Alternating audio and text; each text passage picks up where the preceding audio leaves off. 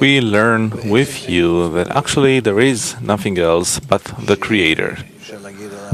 You can say that outside of creation it's only His essence, something that exists. If you can say that it exists or does not exist, when, how, we have no attainment, no contact, none of our definitions can capture Him, define Him, because any definition is actually a limitation. Once we put this concept into some framework, and then we discuss this phenomenon, this essence. However, if we don't have such qualities required to define Him, so His essence is something that we cannot attain. The primordial root, and also not the root directly. And, what takes care of us, what relates to us, that is what we call Boré, Creator. Come and see. We can attain Him. We can be in reciprocity with Him, in an interaction, to participate with Him. We're being operated by Him, and we can build and reach reciprocal actions with Him.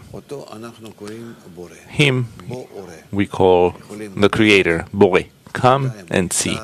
We can discover Him. For the time being, He is concealed, but we exist in Him. This means that actually everything that exists within us or from us, in our sensation, that we live, that we exist, that we operate, that we are being operated, everything that exists, our feeling of life, our feeling of existence, it is all Him. He establishes all of it within us. And also, what does it mean within us? It's also what He established. Therefore, if we can even talk about some reality, it is the reality of the upper force in which we exist, and it sustains us in everything. Also, when we talk about Him or against Him or for Him or in some form, it doesn't matter. It is all His work. What we discover in the end is that the Creator is everything. And who are we? We are a will to receive that was created in His way in order to feel what the Creator does. And to reach the awareness, the understanding that everything is being operated by Him, and there is no reality outside of the Creator, and everything that exists in a created being comes from Him. The created being reaches that gradually.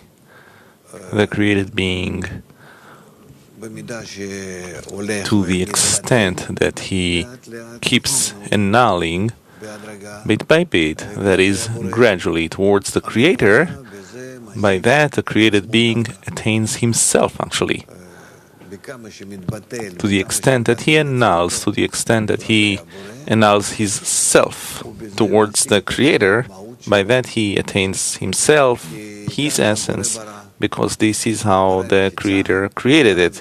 He created a barrier, concealment, and then either the Creator is completely hidden from the created being, and then the created being feels himself as existing, and to the extent that the person, the created being, takes the concealment upon himself, by that he discovers the Creator, and this way he attains that he himself does not exist, but only as a projection, as a shadow of the Creator. Therefore, in the end, it is determined that there is none else besides Him. And specifically in there is none else besides Him, the created being exists fully. because for the time being, when he was attaining there is none else besides him, he was building himself by that. This means, well, where do we exist? We exist in there is none else besides him. It's a paradox, it's something and its opposite. That by not existing, I actually exist when myself does not exist. Since the Creator created the ego, as much as we cancel the ego by the annulment of the ego, we exist.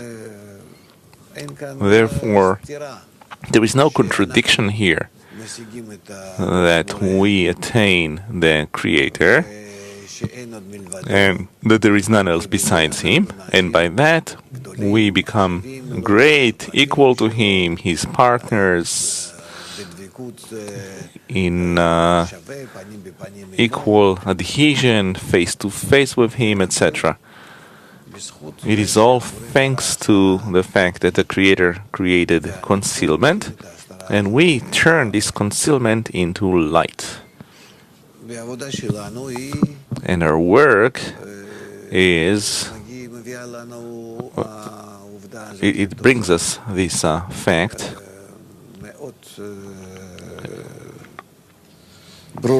and we reach very clear facts, very clear results, that every moment, in every situation, we must only attach ourselves to the Creator, and behind Him all the other phenomena, so that all the other phenomena, first of all, I have to realize, and later on to detect, that they exist only within me, just like the whole world. It only exists within me. But it's not just within me, it's what the Creator depicts in me. And therefore, if I want to change some phenomenon in the world, it is considered that I must change some phenomenon within me. And to change some phenomenon within me, I must only turn to that force that created me and is capable of changing me, that is the Creator. So it turns out that, on the one hand, we say that it's me, the society, and the Creator. And in the society, in the group, I discover the Creator.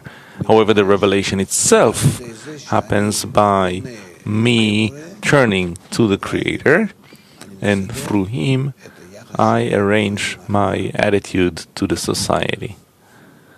So it turns out that, in the end, I'm dealing with the Creator. I constantly have to turn to Him. I must constantly check myself with respect to Him, to measure myself. And my measurement begins with me not feeling Him and thinking only about myself.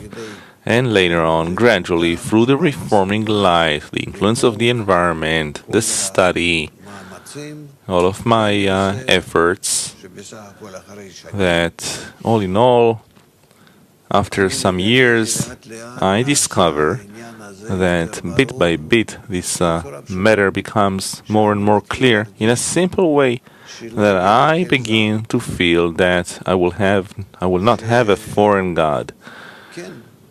That, yes, I am thinking about Him. He seemingly enters my field of vision. And more, I feel that I depend on Him egoistically. Also, and intermittently, I think more about myself and less about the group and less about Him. And sometimes it's the other way around, more about the group, more about Him. And this depends on how the upper light plays with me. However, in truth, well, let's say there's a special point in this development in that I start hinging on the Creator alone, everything that occurs.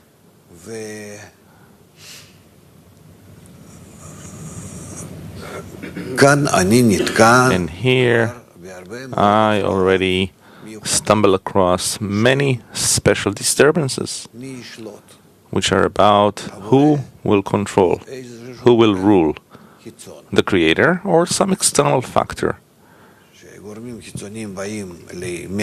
And these external factors come to me from this world, from all kinds of different places, different kinds of obstructions. It can be the friends, the group, people far away, people close to me, enemies, etc. And the way that I attribute all of these things to the Creator, but it's not that I just attribute them, if I can just say it, rather that I feel that I can only turn to the Creator, that I'm not taking them into consideration so much. I only take into consideration the Creator, because He is the source for everything that happens. And if I take all of these factors into consideration, and that's how it might seem on the outside, that I take them into consideration, that I depend on them, that I'm for them or against them, and I care about them, just like a person who is a beginner in Kabbalah or even a person who is not in it. It is because people cannot see whether a person is afraid of these factors, and this is why he's turned into the Creator, for Him to help him and detach him from these factors, to take care of them, or the other way around. In order to find a stronger connection with the Creator, I search for these factors. I actually want to be connected with them, because without them I will have no connection. Without these disturbances, I will have no connection with the Creator. And this is how the work is. This is how it progresses with many discernments. But it is entirely more and more aimed towards the Creator versus those obstructing forces. And following that, there are more stages where these disturbing forces are not only corporeal, but also seemingly spiritual. These are the next stages. So, what we should try to aim ourselves towards is there is none else besides Him, so that on every step of the way we try more and more to discover that the Creator is the cause for everything that happens, and we must turn to Him all the time. And whatever occurs, it is all in order for us to turn to Him and determine our connection with Him.